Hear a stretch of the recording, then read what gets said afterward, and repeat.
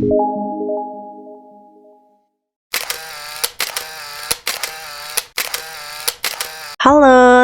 berjumpa lagi bersama Ibu Dita Maulita. Kali ini kita akan belajar vektor ya anak-anak ya. Oke, pada pertemuan kali ini fokus membahas vektor secara grafis, cara menggambarkan vektor, kemudian cara menjumlahkan vektor dengan metode kosinus ya. Oke, kita langsung saja ya anak-anak. Oke, vektor pertemuan ke-1. Nah, peta konsep yang akan kita pelajari, jadi vektor itu nanti terbagi beberapa ya. Jadi ada grafis, kemudian analisis. Nah, grafis itu dengan cara poligon dan dengan cara jajar genjang. Kalau poligon tuh digabung-gabung aja vektornya ya. Kemudian kalau jajar genjang nanti dibuat seperti bentuk jajar genjang. Nah, kemudian kalau analisisnya nanti terbagi dari kosinus dan uraian vektor. Jadi yang pertemuan pertama ini kita akan menggambar grafisnya dan juga mulai masuk ke analisis, tapi masih yang kosinus, masih rumus yang sederhana gitu ya. Kalau kalian sering menggunakan ya matematika di terutama SMP dulu, Pitagoras. Nah, ini bagian dari Pitagoras tapi lebih kompleks gitu ya. Oke, lanjut ya. Nah, sekarang penggambaran vektor.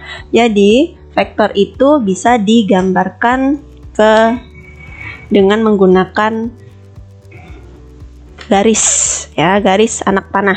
Jadi ini namanya titik pangkal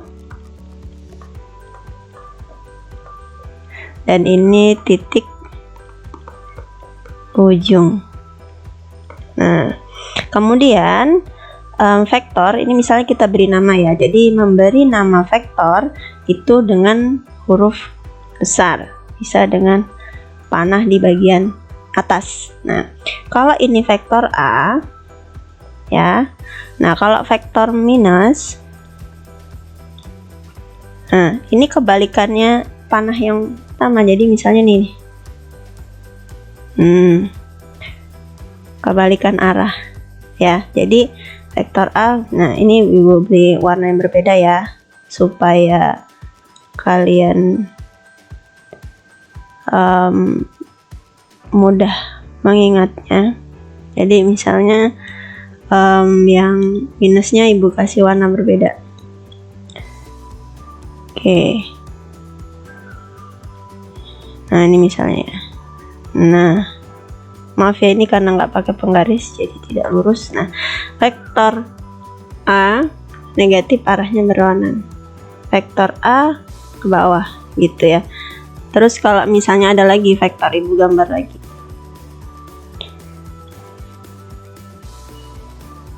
Ini pakai merah dulu sebagai vektor awal. Ini vektor B, misalnya ke kanan. Berarti kalau vektor min B, maka ke sini, ke kiri ya. Jadi kalau berbeda arah, dia negatif. Nah, gitu. Jadi vektor itu bisa dirubah arahnya, tapi jadinya tandanya jadi negatif. Nah, gitu kan. Ini penulisannya. Ini juga penulisannya. Ini gambar grafiknya. Dan grafik-grafik itu bisa digabung-gabung anak-anak. Jadi bisa dijumlah. Gitu.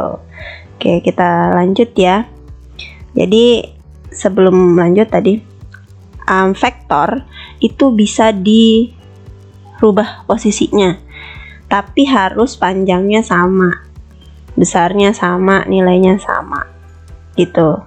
Nah, ketika dia berbalik arah, dia jadi negatif. Oke, sekarang metode grafis ya. Jadi misalnya ada soal nih, ini ada soal ya, ibu beri soal. ada sebuah vektor. Ada vektor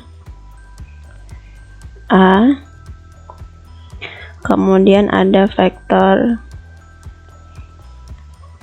B. Nah, A sama B ini bisa kita gabungkan. Ya, ini mendatar ya maksudnya. Nah, ini mendatar. Ini miring. Nah, A dan B ini bisa digabungkan. Resultan vektor tersebut. Nah, kalau dengan metode poligon langsung saja, misalnya R sama dengan A plus B. Ya, A digabung B, tidak negatif ya, berarti arahnya sama. Jadi A terus B. Nah, ini A, ini B. Ya, boleh huruf besar saja, boleh dikasih panah. Jadi resultannya mana? Resultannya ini. Ini resultannya. Nah, dari pangkal sampai ke ujung. Jadi ini resultannya.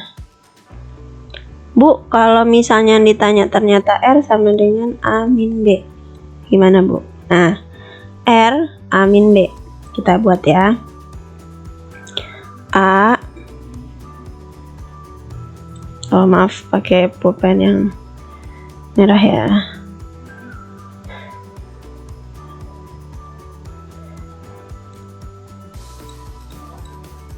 Kita pakai pulpen yang merah, oke? Nah, A, ya kan, A min B. Kalau B itu ke kanan berarti min B ke kiri. Nah, ini min B. Maka resultannya beda. Ini resultannya. Ini titik pangkal, ini ujungnya. Ini resultannya. Ini resultan gabungan. Kalau ini resultan A min B. Ya, bedakan. Nah, coba kita koreksi ya. Ini kan R sama dengan A min B. Ini B-nya boleh pindah ruas. Jadi B plus R sama dengan A. Coba perhatikan. R plus B sama dengan A. Kita buat ya, ini kan R-nya tadi. Ini R, kemudian plus B.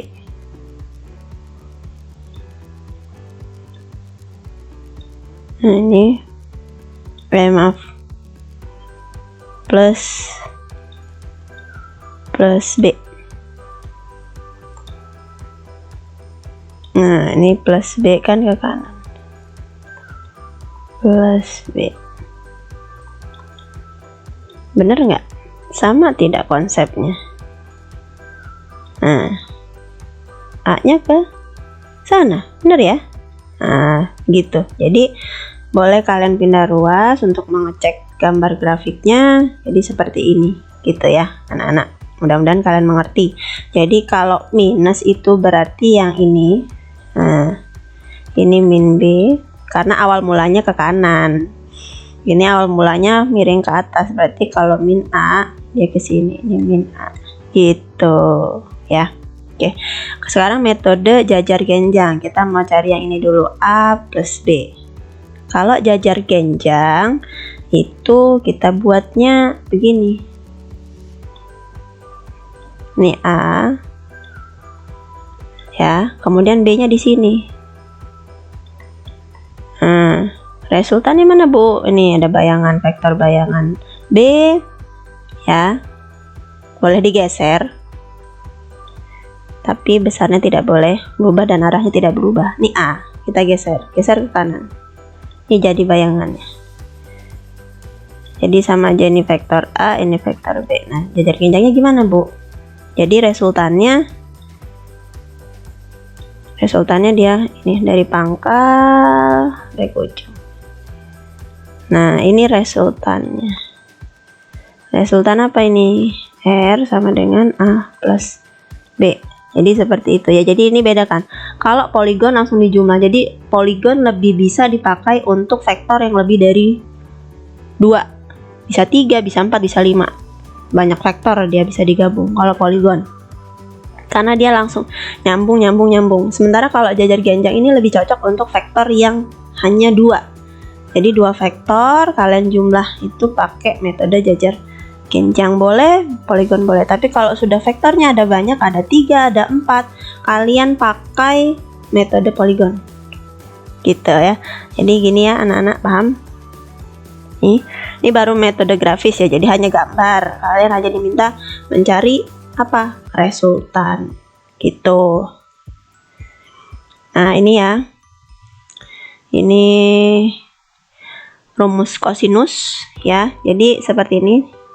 Ya, ini grafis jajar genjang. Jadi titik pangkalnya sama di sini. Ini titik pangkalnya. Nah, ini titik pangkal. Membentuk sudut alfa. Ya, ini sudutnya.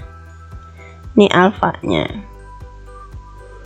Kemudian sudah itu VR V1 kuadrat V2 kuadrat plus 2V1 V2 cos alfa. Arah resultannya ini. Sin theta V2. Jadi sin itu dengan sisi yang di depannya. Maka kalau theta 1 ini di depannya V2 gitu. Ya kan? Ini kan tadi kan bayangan ini. Nih ya, ini titik-titik ini bayangan dari V2. Ini bayangan V1. Jadi V1 di depan sudut theta 2. Maka sin theta 2 V2. Kemudian resultannya terhadap siapa? Sin alfa. Gitu ya anak-anak. Oke, rumusnya V resultan adalah akar V12 kuadrat plus V2 kuadrat plus 2V1 dikali V2 cos alfa.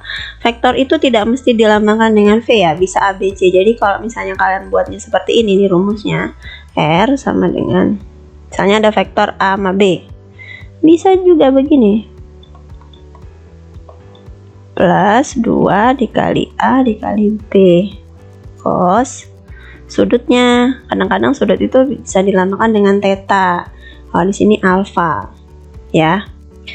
Kemudian A kuadrat B kuadrat plus 2AB cos theta. Theta itu siapa? Sudut yang diapit oleh vektor A dan vektor B.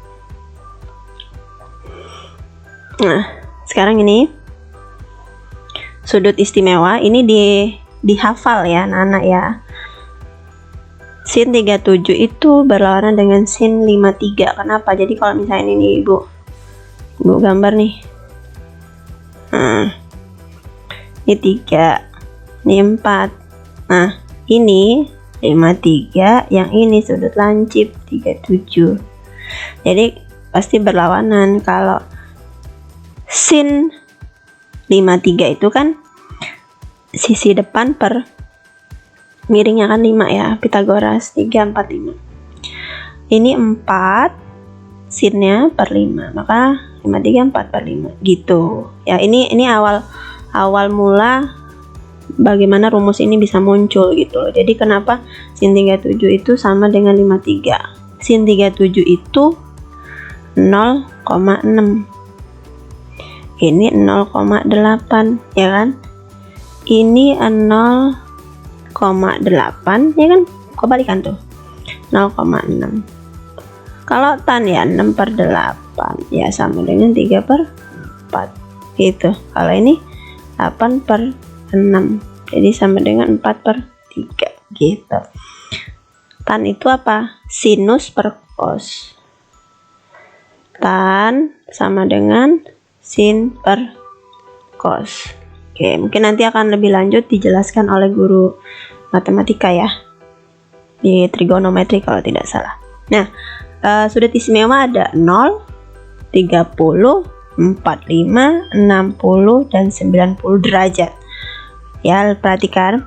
Kalau 0, sinnya 0, cosnya 1, tannya 0.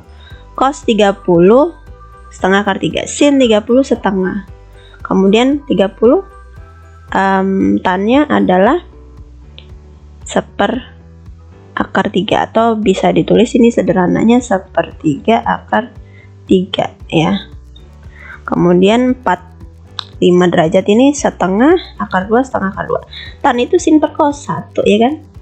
60 setengah akar 3 setengah akar 3 ya, ini akar 3, tan 60 akar 3. 90 derajat 1, 0, tak hingga gitu. Dihafalkan aja ya anak-anak ya. Sekarang ke contoh soal ya. Di sini ada A, ini C ya. CB. Nah, ini karena A sama dengan B min C, maka kita pindah ruas saja. A plus C sama dengan B. Kita cari B itu sebagai resultan. Cirinya dia dari pangkal ketemu ujung. Ini resultan B-nya. Kalau ini enggak, ini bukan. Ini B-nya dari pangkal ketemu ujung, enggak ya? Kan? B ini dari pangkal ketemu ujung, bukan. B ini pangkal ketemu ujung, bukan. Nah, coba kita perhatikan ini tadi yang betul ya. Pangkal ketemu pangkal, kemudian ujung ketemu ujung. Nah, kita perhatikan A plus C. A plus C. Ya, sama ya, betul ya. Maka jawabannya yang D.